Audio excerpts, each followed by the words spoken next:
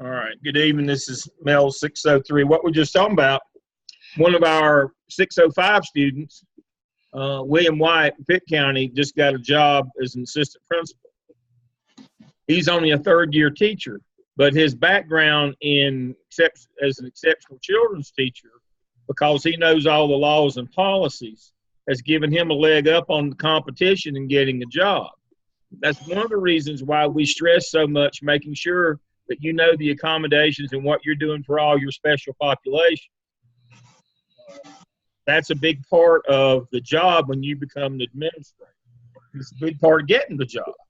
If you can speak intelligently about special populations, you will be way ahead of a lot of the people that you will be in competition with for jobs. Dr. Lamb, one of our students contacted me the other day because I knew somebody from their district, and because I knew that somebody, I communicated with them, and this person has gotten an interview. We don't know what's going to happen yet, but they actually got an interview because of my communication with somebody that I knew there. Good. So things are happening. Mm-hmm. We had a lot of folks get jobs this year. We get a lot more that are in the process now. And so if you work hard, do a good job, as I always tell people, the harder I work, the luckier I get. So congratulations to Will. We'll be watching for him. Okay. I wish somebody could help us in Forsyth County. I don't know. We'll see what we can do. All right, so let's start as we always do every week with our weekly schedule. This is week 5. We're already halfway through. Tonight will be 5 of 10 sessions that we have this summer.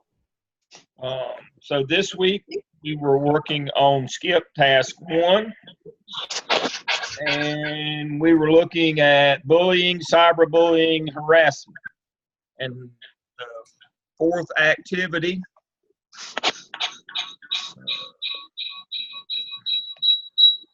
let me do a mute. Instructors, unmute yourself. I'm gonna mute everybody. We're getting feedback here. This week's activity, examine the school district policy on cyberbullying, citing policy, explain your response to a parent presenting evidence of cyberbullying at your school. What I'm looking for is what steps the school can and cannot take in dealing with cyberbullying. Examine a school or district policy on harassment, citing policy, explain how you as an administrator respond to a complaint brought by a 10th grade female student claiming harassment by her male softball coach. Okay, first thing I want to start out with tonight is the cyberbullying statute. And that would be General Statute 14-458-1. It's not in the 115 education because this is for everybody. This is North Carolina's definition of cyberbullying. And it's pretty extensive. And it especially speaks to minors, minor. Not people who dig coal, but young people under the age of 16. It speaks specifically to them.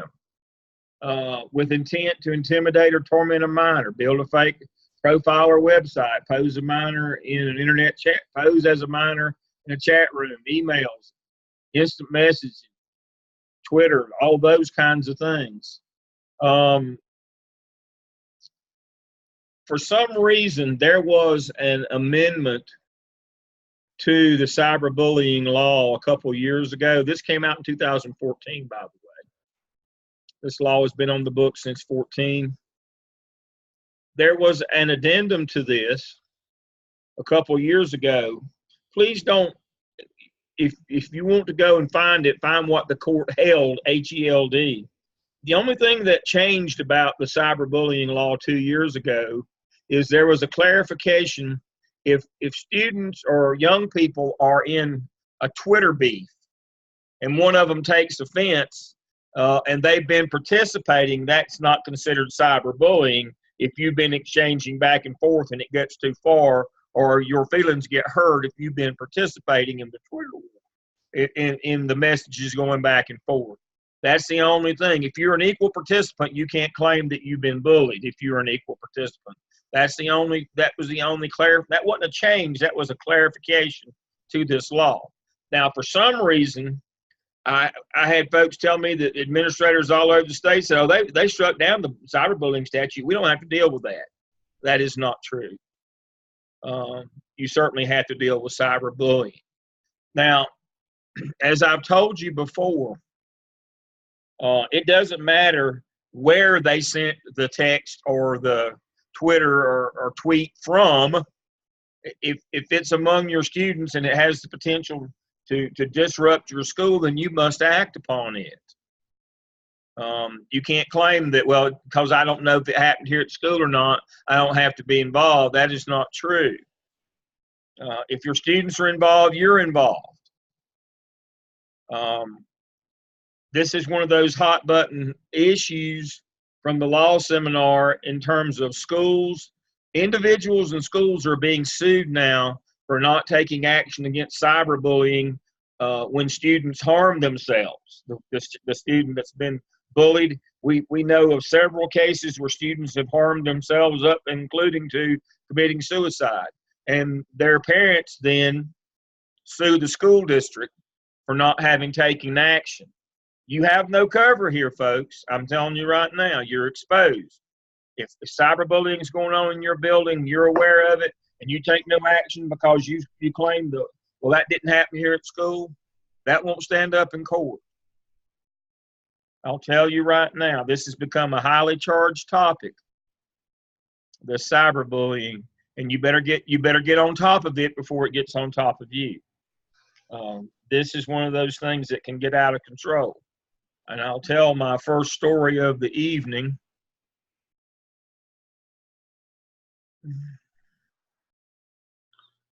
Dr. Emily makes a great point, and I'll get to you just a second, Dr. Stedman. Okay. Emily makes a great point. This stuff is for real, she said. Trust me. The students with depression and anxiety are on their screens more than anybody else. They live on social media. Mm-hmm. That has become their peer group. They don't interact face to face. They're withdrawn, and social media becomes their society. That's right. Go right ahead, Dr. Stedman. I was just going to remind them to make sure that they're looking at their textbooks, that Guide to School Law, Chapter 12. All of Chapter 12 deals with the media and other emerging cyber issues, and the latter part of that chapter, half of it deals nothing but with cyberbullying and harassment, and this is the law. Yes. So this is a great reference, so don't forget you've got it at your fingertips. You got that reference at your fingertips. Make sure you read that chapter. This has become the #1 hot button item. Cyberbullying has knocked everything else out of its way, and has gotten itself to the top of the heap in terms of issues and troubles in public school. This is it. That's not my opinion. That's according to Richard Schwartz and the Law Center out of Raleigh.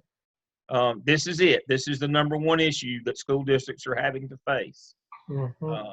And I would tell you right now, and I know you hear me say this every week, and people think, well, he's quick to pull the trigger. I would get law enforcement involved, and I'll tell you why.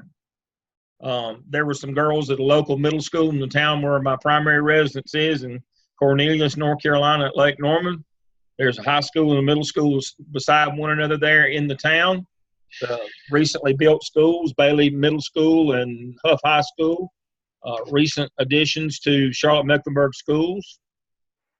You would think brand new schools, nice shiny neighborhoods, everything would be peachy keen, but there was a boy and I use the term boy loosely because it turned out he was 18, which wasn't so good for him. He was doing a lot of sexting back and forth with the middle school girls and having them send inappropriate photos to him. And when the report came in about somebody had seen his phone, thank goodness, one of the administrators there at Huff went and got the school resource officer immediately, and they went and got the young man and was able to confiscate his phone under reasonable suspicion. because a report had been made, and they found all these pornographic pictures, child pornography, all these underage girls, naked pictures of underage girls on his phone, and some of them with him with the underage girls on his phone. It became quite a scandal there in the community. But thank goodness that AP didn't say, well, you know, this didn't happen at school. These kids aren't even our kids. They're over here at the middle school. You know, this will just be a big stink. I'll let this go. No, the AP knew the right thing to do and did it. You don't want to be on the wrong side of one of those. That's a career ender. May have to spend a little time in jail. So to that end, not reporting, not following up, trying to intimidate students from reporting, not taking it seriously, punishing them. Let me show you this article. Assistant principal accused of not reporting student sexual abuse claims appears in court. She reportedly pressured a 14-year-old girl to recant her claims of a sexual relationship with a teacher. She is in court on a criminal charge. She ended up getting 3 years in jail over this. Not only did she fail to report what the student had reported to her to law enforcement and do a follow-up, she instead suspended the girl and forced her to apologize to the teacher and give him a hug. You can't make this up. Now you say, Dale, that's a random incident, Dale. There's no way that somebody would, you know, that's just an anomaly. And I'm here to tell you it's not. One of the saddest stories of my career, and one of the reasons I decided to retire, I had to deal with a sexual assault on a high school campus. And in the end, the principal, 2 assistant principals, even down to the data manager, ended up losing their job. They all got fired because they did this. A third party, a vendor that was there on campus working, saw a sexual assault in progress, came to the office and reported it. Instead of getting the police involved and investigating, they called the girl in and suspended her and threatened her not to tell, because the boy was a star football player. Now, you say, well, gosh, you know, that was probably a bad choice. Well, this was the 3rd time. It had worked the first 2 times. Come to find out, it was the 3rd time that something like this had happened with him. And so the principal, one assistant principal was saved because he was out at the time. If he'd have been at work, he'd have got fired too.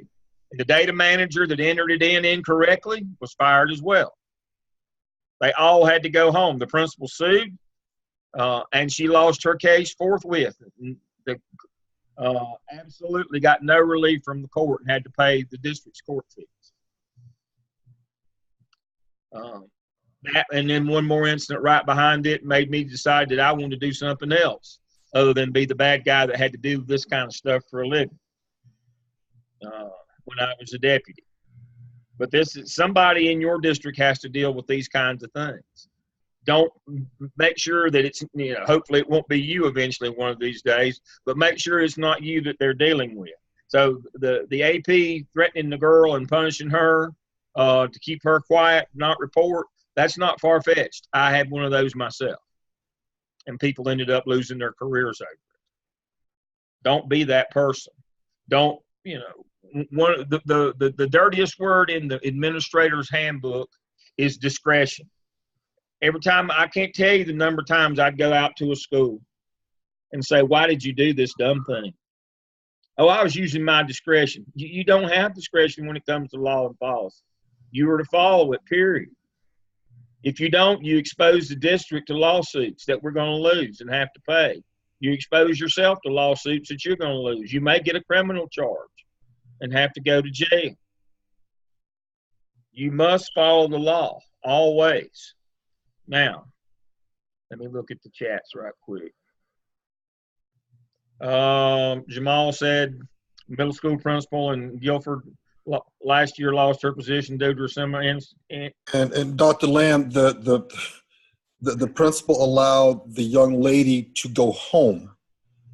And so the young lady told her mother about the incident before the mom got a call about anything happening in the bathroom, and it was all downhill from there. Oh, yeah. Well, we had a young lady in the northern part of the county at one of the high schools who reported a sexual assault to the school administrators. They did an investigation themselves, didn't involve police.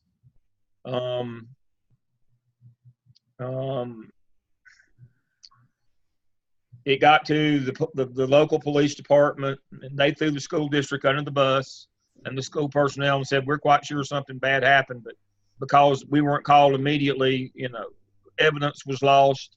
Dr. Lamb, I would just say to everyone, and I'm sure Dr. Shep and Dr. Hamilton will agree, if even as a principal, if you ever have a doubt, you are far safer in calling the police and having them tell you that, no, this is something that the school handles, versus not calling and then find out it's something that you should have reported. I have reported far more incidents to the police that the officers came out and wound up saying, hey, no, we're not going to do anything with this. Do what you do. And I've never been in a situation where when I call the police, it wasn't something that I shouldn't have reported. So folks, if you ever have a doubt and you can't get a hold of anybody in district office, which would be rare, but even in that situation, if you ever had a doubt, it doesn't matter the level, call first, report it in, and then let somebody else tell you that it's not something that you had to report. That's exactly. I promise you, it'll save yourself a whole lot of headache. Well, the situation at the school in the north, they did their own investigation, didn't involve police. That was their first mistake. Their second mistake is they didn't understand the law. Now, the law says the age of consent in North Carolina is 16. So they determined that the girl had sexual relations there at school, but it was consensual. Except they didn't bother to read the handbook. And let me show you what I mean. We're going to talk about zero tolerance here in a few minutes. So when you go to the back of the disciplinary data reporting manual, it says quite clearly, sexual assault, the person is guilty of sexual battery. If she or she, for the purpose of sexual arousal and gratification or sex abuse, engages in sexual conduct with another person by force or against the will, or this is the North case, or if the person being assaulted is mentally disabled, mentally incapacitated, or physically helpless. She was self-contained exceptional children's program, which is the definition of mentally disabled. She can't consent at any age. They didn't bother to read the law. They said, oh, yeah, we investigated. Yeah, we're sure she had sex, but she's 16. Nothing we can do. She's self-contained EC. She was sexually assaulted. She can't consent. She doesn't have the capacity. That's what the mother was trying to explain to them. That's what she did explain to the news media and to the Huntersville police. Oh, it went real bad for them too. One principal, one AP, gone. One principal, one AP, gone. Didn't bother to read the rule book. Can't consent if you're mentally incapacitated. Whether you're 16, 18, doesn't matter. They're called police. That should be your first response to most anything that happens, because you have all these rules on reporting. And let's go back to that. And we'll make sure you understand a couple things here. In 2014, the Department of Public Instruction took over the responsibility for the Office of Civil Rights reporting. So you have to report everything to them now, and you have to report everything to law enforcement. DPI is now a reporting agency for the Office of Civil Rights. All right. What we were talking about last week. If you do an illegal restraint or seclusion, you have to tell the Office of Civil Rights. If you do an illegal zero tolerance expulsion, you have to tell the Office of Civil Rights. Bobby, in the case study last week, by being put out of school for the whole year, was expelled on a zero tolerance expulsion. Refers to an action taken by the local education agency removing a child from his or her regular school for the year. That's illegal. You have to tell the Office of Civil Rights, and then they're going to come and get you. It doesn't matter that you said, well, we didn't say we were putting him out. If you fail a kid for the year, that's the same as an expulsion for a year. You've removed him for a year. And he didn't even have a gun or a weapon over a class assignment that was gerrymandered to make it more than half of the class work. You can't do zero tolerance. You can't put kids out for a whole year without due process, without there being extenuating circumstances. Now, if he'd brought a gun and shot somebody, you could do it. But that he plagiarized a class assignment, I don't believe that rises the level of shooting somebody. You know, I might be splitting hairs there, but I don't think so. I think any reasonable person could see the difference between plagiarizing a class assignment and shooting somebody. That's the level it would have to rise to be able to exclude a kid for a year. But look at all the things that you have to report now because to the state and put in Power School. And what you have to report to law enforcement. Look at this, everything that happens at school. Look at all this list. And again, regardless who determines the data to enter or who enters the data, the principal is ultimately responsible for disciplinary data. It goes back to cyberbullying. We go back to that. We start looking at class 1 and class 2 misdemeanors. If you don't do your job, class 1 misdemeanor, even if the parents don't sue you, class 1 misdemeanor means you lose your license to practice. And that's what you folks are in this whole program for, is to get a license to practice. You get convicted of a class 1 misdemeanor, you lose your license. That's the least of your worries. That's the best you can hope for, is you just lose your license, which means you lose your job. What you're hoping is you don't lose your house along with it and your freedom. So Dr. Crawford admonishment couldn't be more on dead on.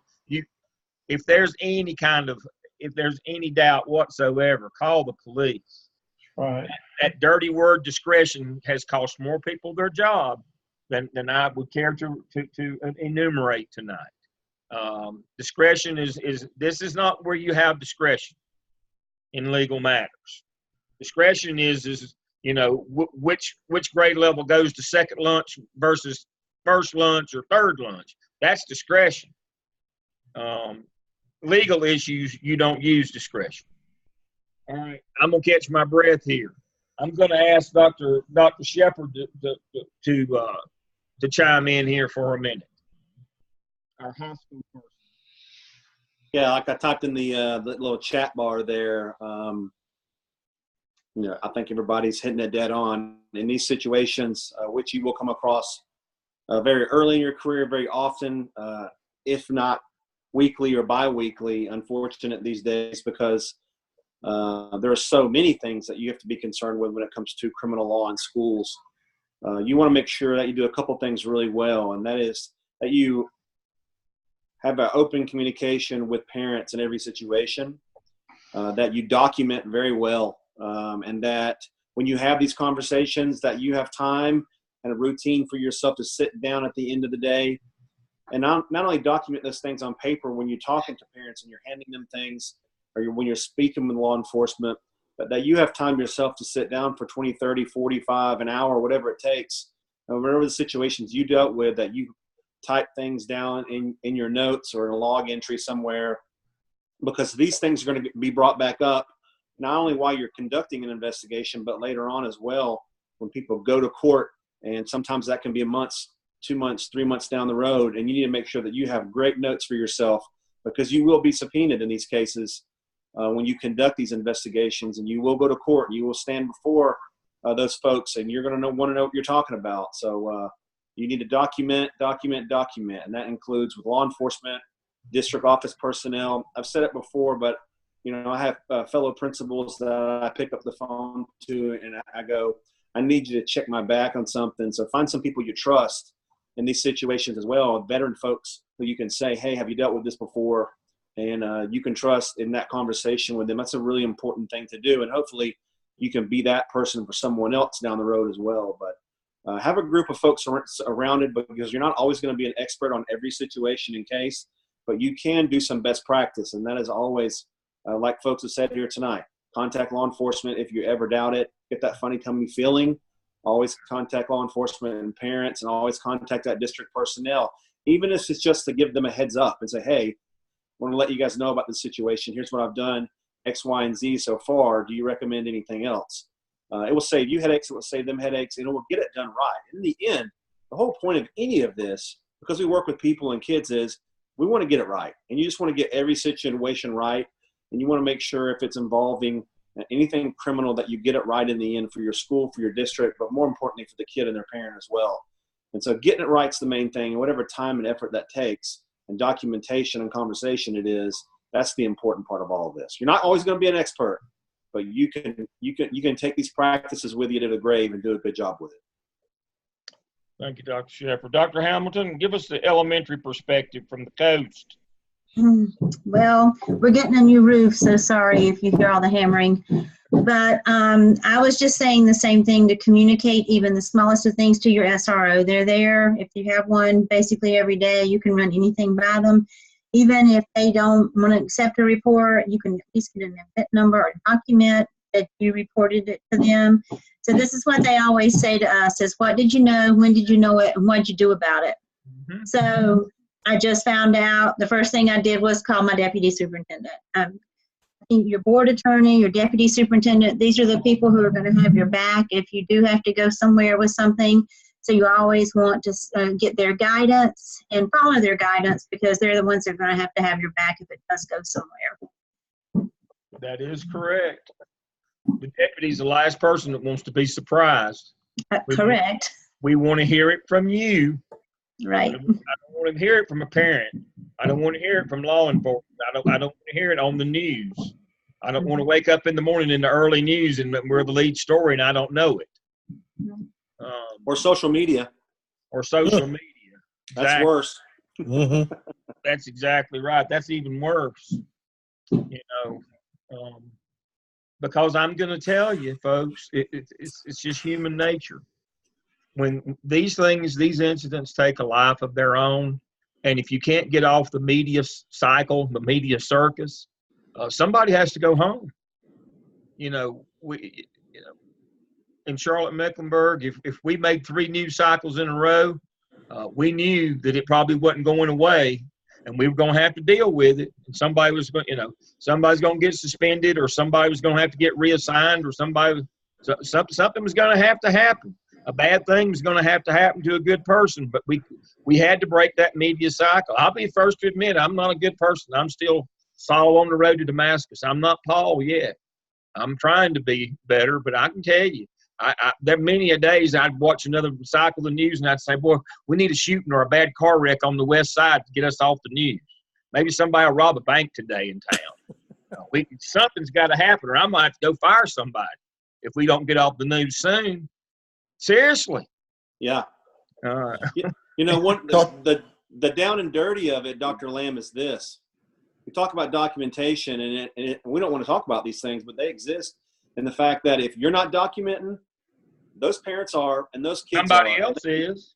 And they can document without your consent, and they do it. They're sitting in there with your office talking to you, asking you questions, and they're recording in their pocket. Those kids are doing the same thing when they come into your office in high school. Yeah. Everybody's an undercover reporter these days. And so you sure you dot your I's and cross your T's, and that's just the dark and dirty of it. That's reality. So you gotta know the law. You gotta document well, and you have to make comments in such a way that somebody is recording you, because they probably are, especially when it comes to a criminal investigation and a parent who doesn't believe that you've served them well, or they don't believe they have justice given to them. And you got to make sure you're doing the right thing and getting it right, even if that means you take your time. But as long as you're documenting and informing the right people and doing the right thing by the law and those kids, then you'll be okay. But you have to be under the assumption that you're being documented, so you might as well document as well. Yes. Yeah. Correct.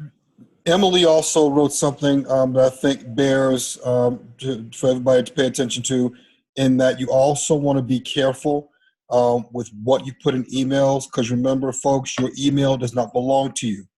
One, and then two, emails are public records, whatever you put in them. So whether it's a funny joke that's maybe colorful, however you wrote something up, your emails are public records, and so you want to be careful whatever you put in there, because once it's out there, it can be pulled, and you're responsible for whatever you wrote, whether you meant it at the time or not. Yeah. So are your text messages. Right, and anything like if you mention a child or reference your child, then that also in electronic communication can become a part or is a part of that child's record at that point. Our board likes for us to turn in any documentation in a 3-column table form, with the left column basically being date and time, the second column being like what kind of communication, like was it face-to-face, was it email, what was it, and then the right column being a description of what occurred. So what we have been doing is all of our documentation is just automatically kept that way, and then if it ever has to be pulled, it's already ready to go, and then you're not having to recreate and clean it up for them. Just makes it easier. Yes. Well, one of the breakdowns that occurs, though, is folks will take notes and keep copious records, and will be on the ball until it comes to reporting to the state and putting things in Power School, and that's where we drop the ball too many times. I'm kind of shifting gears here. Keeping notes and making sure that you're up to speed and doing the right thing. The extension of that is continue to do the right thing and enter all of this data into your data tracking system. Now, I know that a lot of you are in PBIS schools, and for some reason, folks in PBIS schools think that if they put it in their PBIS management system, that's the end of it, that, oh, well, this was minor, we don't have to report that to the state. Nowhere in the state reporting manual does it say anything about major or minor. It says all incidents will go in. And so I want to make sure that we understand the rules here. So I'm going to go back. I've covered this one time before, but it bears reporting again. Disciplinary data is collected around incidents, not outcomes. So what that means is you can't say, well, I didn't suspend that kid, so I don't have to tell anybody. I don't have to report that. It has nothing to do with reporting. We report what happened, not what happened as a result of. That would be an outcome. So this is where that ethical piece that we talk about in case studies kicks in. That ethic of profession. But if I had an AP tell me one time that if I put all this stuff in there, the parents would go crazy if they knew all the stuff that was going on around here. We don't want them to know what's happening. And I thought, well, you're just an idiot. They already know what's happening. You just don't know. You just don't know that they know. Trust me, they know what's going on. The only person that's fooling them is you fooling yourself. I'm not putting that data in. These parents would have a fit if they saw all that's happening here. They know what's happening. They're on social media. They're recording. They're all amateur sleuths. They're doing crime scene investigations. They're mad at you for a decision you made about prom or something or another. They're trying to. They know everything that goes on. So you better report it. Not only should you document it, go the next step, report it. And then you say, well, it was just misbehavior doesn't matter what it is. Make sure that you have the official documentation in Power School that it happened. The problem comes is if you've got case notes. Here's my notes on this incident. Well, show us where you put it in Power School, where it became the official copy that goes to court. We didn't put it in Power School. That's not good, folks. Documentation is a negative if you document but then don't report. then you are providing evidence of your culpability or your acquiescence of your unethical behavior. If you document incidents but then don't report them to the state, that's not good. And so what happens is, and where I'm headed with this is, a lot of folks don't document. That way there's no evidence when it comes time. They're not keeping evidence against themselves that they didn't report it to the state. People who don't document, their intention is I'm not telling anybody that this is going on. When people look at the data from our school, it's going to look clean. We're going to look like the best school in the district. Well, those people don't last very long in this business. The only way that you can track your data and try to answer and find ways to fix the problem is be able to track the problem. As it says right here, LEAs and schools may use information for Power School to study the numbers of certain types of minor offenses, the number of in-school suspensions, other disciplinary actions, so that they can put intervention programs in place. But it's hard to put an intervention program in place if you don't have any data that says you need it. Why are you putting this program in? Well, we think it'd be good. Well, what does your data say? Well, we don't collect any data. You got the problem, but you have no data. So if you're going to document, you got to report. That's the whole thing here. If you're going to document what goes on and keep copious notes to protect yourself, those same notes will hang you if you don't report, because it shows evidence that you intended to deceive people, that you intended to not report things that you're required by law to report. So you better get familiar with this one. This is North Carolina Disciplinary Data Reporting Procedures. There's a like manual in South Carolina. And this has all the rules. It has all the definitions. It has scenarios. It has everything that you need. It's a very long and comprehensive document. It has all of the criminal or all of the behavior types in here, and their PD is persistently dangerous. That counts against you as an unsafe school or a persistently dangerous school. Reportable offenses have to be PDs and ROs. You must report to the police immediately. Then you have your unacceptable behaviors. All that stuff is laid out for you here. Now, remembering that your local district has a code of conduct that says if you do this, you get that. The state doesn't do that. The state says this is the classifications of these things. Your local code of conduct gives you your range of actions. And as we talked about last week in the case study, no code of conduct that I know of anywhere says you can exclude a kid for a year who cheated on a class assignment. That's clearly capricious. We keep going back to that one, but that's kind of if you can catch on to that one, then you can do this job. You can transition from the teacher perspective to the administrative perspective. I had a lot of folks argue through the classes and my other classes that we did this in that, oh, you got to support teachers all the time. Two wrongs don't make a right. I want you to support teachers when they're in the right and when they're doing the legal thing, but many a good person has damaged themselves in their career and their family over trying to support people who wouldn't have done the same for them. So make sure you understand that your job, your role is not just to support teachers blindly. Your role is to support kids and to get it right. And that's the point that Dr. Shepard made. We really want to get it right. All right, I'm going to move into trying to manage my time here. This is a presentation that I did for DPI at the big Helpful Living or whatever it is, the big conference they do every year at Curry in Greensboro. I was the keynote one year, I think it was 2011. And I did this.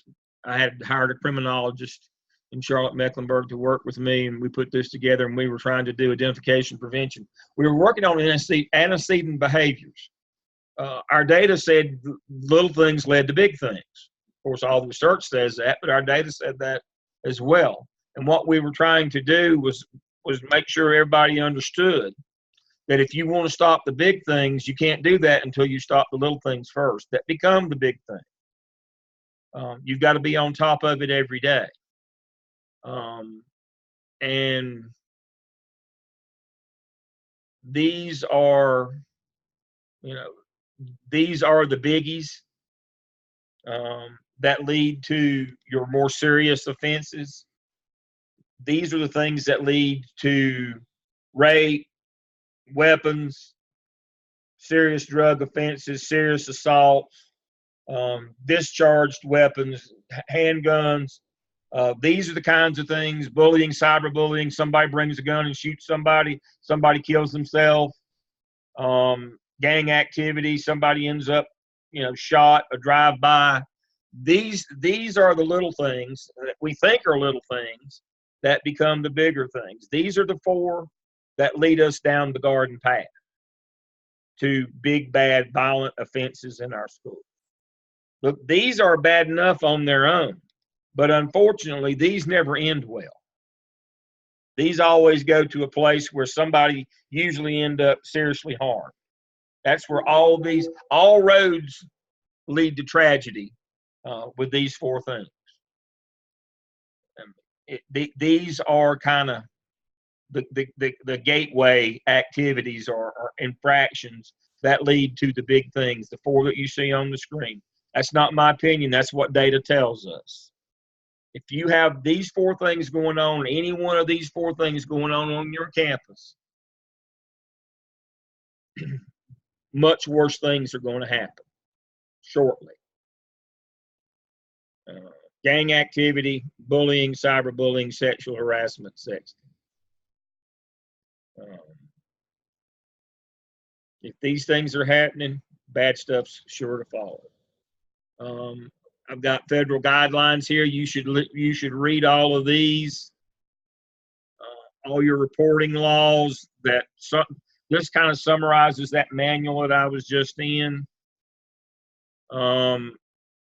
And here's the research that talks about the little things becoming the big things, causes and response to violence, risk factors, protective factors, possible anti-violence measures, gang awareness. There's 5 different types of gangs: traditional, non-traditional, hybrid, tiger, criminal enterprise. That would be motorcycle gangs, would be criminal enterprise. And how to look out for those, what they look like, their tags, the signs that you see. This is actual graffiti. Dr. Crawford was principal at one of those schools where I'm sure he recognizes the graffiti because he was principal at that school. These are things confiscated from kids, tattoos of kids. This is Charlotte Mecklenburg. Anybody know what this one is right here?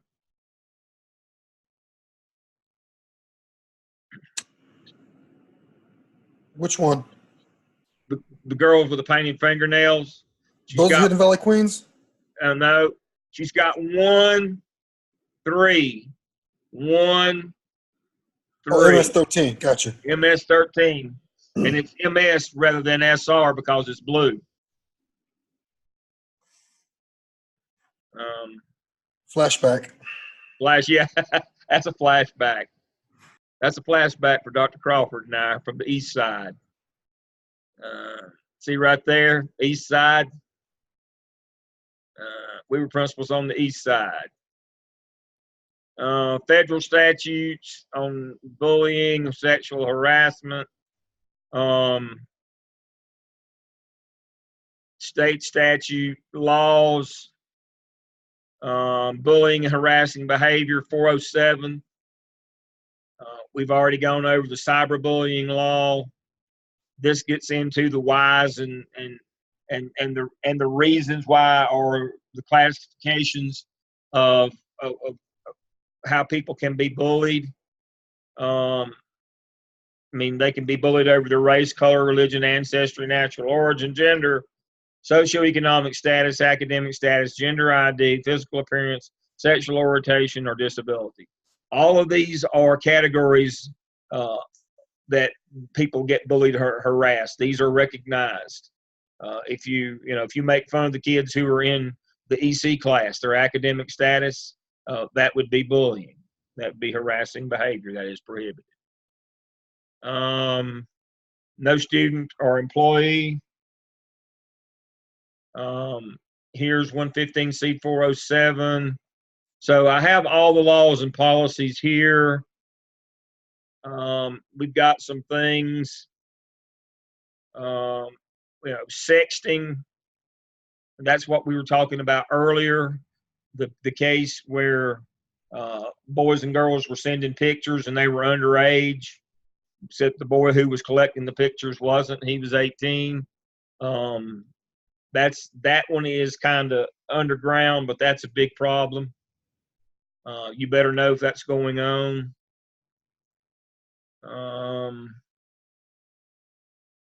Is a hug sexual harassment? This gets into maybe splitting some hairs here, but we ought to know. Part of it's unwanted. And so I've got several scenarios here that kind of walk you through it, how to use good judgment. This is kind of a how-to. And so if you're not familiar with this, if you've not been involved with sexual harassment, cyberbullying, those kinds of things, it takes a while. It's 82 slides long, but this is a primer for dealing with that in schools. Not just because I put it together, not because it's mine, but I don't know anywhere else you can go and get things where it's all put together this way. That has the research, that has the numbers. If you've got something better, please use it. But if you don't know much about this, you ought to take some time and work through this. Look at the scenarios, follow the rationale, look at the numbers. It would be worth your time to spend a half an hour or so with this PowerPoint. You could spend a lot longer than that, but you should at least get the gist of it. Dr. Laws and I, we were in our add-on licensure class last night, and they're doctoral students. They're doing same program as you, except they're doctoral students in curriculum and instruction. So they're all teachers, and we were working with them last night. And one of the things that we talked to them about is if you don't know, you need to ask. I know that you all aren't going to remember all the things that we've covered this summer, but you've got to know when to ask. You've got to have that spidey sense, that sixth sense that this could be a problem. I better go ask somebody about that. That's what Dr. Shepard was talking about. You need a peer group of people that you can talk to, maybe who have more experience than you. A lot of these things you can't learn until you're in the middle of it. And sometimes that's too late. As a friend of mine says quite often, there's some things that you learn holding a cat by the tail that you can't learn any other way. You can't learn them until you get in the middle of them. And by the time you're in the middle of them, unfortunately, sometimes you've already made a fatal error. So you prepare yourself, but the big thing is go and ask. We've given, I know that law book this summer was expensive, but you should keep that thing for the rest of your life. It's worth the money. You need to read that law book. Look at things like this presentation. You need to get yourself up to speed. This is about self-preservation now. If you don't, you won't survive our business. And things now, there's no hiding things or covering things up with social media. Everything that goes on is out there. So you better be aware of that. All right, so let me do a quick review. The reporting manual, cyberbullying, we've covered that. We've covered that one. We looked at tonight's discussion board. We know what that one is. We've looked at discipline reporting manual. So,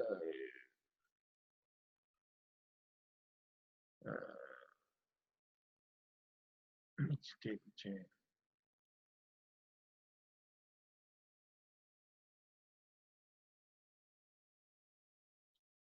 Yeah.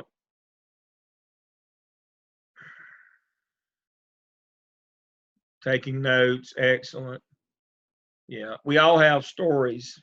about people who didn't do the right thing for whatever reason. And so, which leads me to,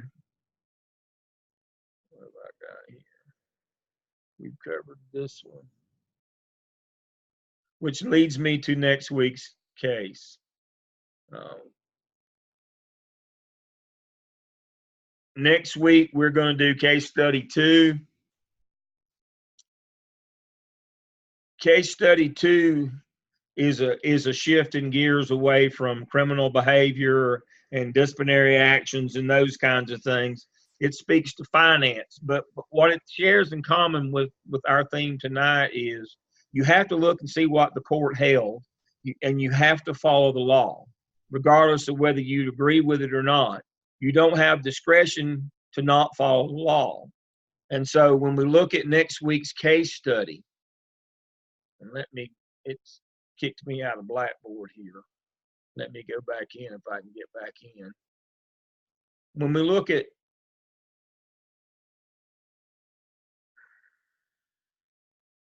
at case study 2, it's a very simple one. And it's the superintendent has decided that he is going to differentiate how much money that schools get based on he's going to give students a higher dollar value per pupil to schools with needier kids. Well, the case that I want you to read and learn about is the Leandro case in North Carolina, which is a national case on full school funding. So what the low wealth districts were suing the state to do district power equalizing, which meant instead of the state giving everybody the same, they adjusted the amount based on need. They gave more to low wealth and less to high wealth who had money to put with the state money. So in the end, they all came out even. That's called district power equalizing. Leandro case, again, I told you, you need to go find the Duke Law School brief on the Leandro case and find out what the court held. I know Dr. Stebbins sent the link to his students. I did not send it to mine. You need to go find it. It's a Google away and see what the court held. And what you're going to find is the court said, no, can't do that. That only the state can do that, and they have no duty to do it, but that specifically forbade you from doing it. Now, my point in bringing it up tonight is this, and it ties in with what we're doing. The right thing to do is always the right thing to do. The legal thing to do is the right thing to do, period. Don't argue discretion. Don't argue greater good, or I was trying to do, my heart was in the right place, right? Nobody can give you permission to break the law ever. And if you do, you will pay a stiff price in this business because we operate on our integrity. Yes, we have skills and abilities, but our stock and trade at the coin of the realm for school administrators is their integrity. That's why we had you judge all these case studies on the ethical paradigm. If people don't believe that you're truthful, if they don't have faith in you, if you're not a dependable, honest, ethical person, you won't last in our business because that's part and parcel. That is who we are. That is what we do. And so this notion that, well, I'll document to save my own hide, but I won't report to the state, that's what kind of thing I'm talking about. That superintendent saying, well, I don't care what the court said. I think we ought to do it this way. No, that's not what we do. That's not who we are as school administrators. We do the right thing every time because it's the right thing to do. We support teachers when they need to be supported, but we support kids when teachers are in the wrong, and vice versa, because we're supposed to be the good guys. We're supposed to be the champions. We're supposed to be the people who give relief to the downtrodden, the people who have been wronged. We're supposed to be the people who make it right. And as Dr. Shepard said tonight, I'm so glad he said it, we want to get it right.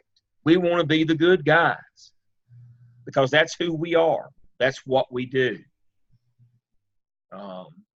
You've got to understand that. You've got to embrace that. if you want to be a school administrator, if you want to last very long or be very successful. You have to embrace the notion of that you've got to do the right thing every time. Every time. Regardless of the circumstances, the right thing to do is always the right thing to do, to follow the law. Dr. Stedman, you get to do the benediction tonight. It's time. Well, I think you've pretty much said it all, but they just need to remember that don't ever try to take the law into your own hands. Just obey it. You have to remember that policy should be aligned with what the law says, and you have to follow your district policy, but the law actually overrides what policy says, because he said something about the superintendent said this, or you still got to do what the law says. That's correct. You don't, I don't care what somebody, do what the law says. And if you obey the law, all of these experts in the field have told you, make sure that you document again. I know it's time consuming, but I promise you, Dr. Lamb and I have been around a long time, and we've all experienced having to prove ourselves. And I've had to prove myself in a court of law. So this is not something that I've read about. I've had to actually prove, based on documentation that, and I mean, I came out on top because I'd done my job. So it pays to do what you're supposed to do. It does. All right. Next week, we're doing case study 2. We're going to see if any of you agree with us that the superintendent's not above the law. So we're looking forward to seeing what your presentations are going to be. Be working on the skip. Roslyn, as always, is out in front. We've got some others that are trying to catch up. I've seen some really good work this week, and I appreciate it. Doing some really good work on your activities. The evidence work is coming in. If you've got issues, get in touch with your instructor or your coach. Get in touch with me. And so, if not, I heard the gong. It's time to end. So I'll see y'all next Tuesday at 7. Everybody have a good week. Good night, everybody. Thank you. Good night. Stop.